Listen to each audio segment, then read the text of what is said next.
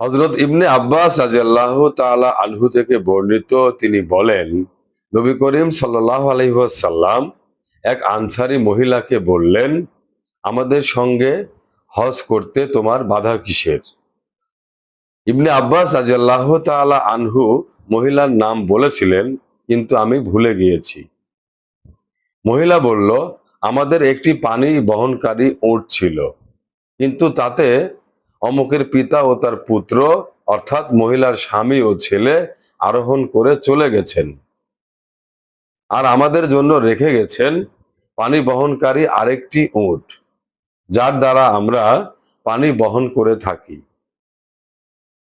রাসূলুল্লাহ সাল্লাল্লাহু আলাইহি ওয়াসাল্লাম বললেন, আচ্ছা, রমজান মাস এলে তখন উমরা করে নিও, কেননা রমজানের একটি উমরা একটি হজের সমতুল্য।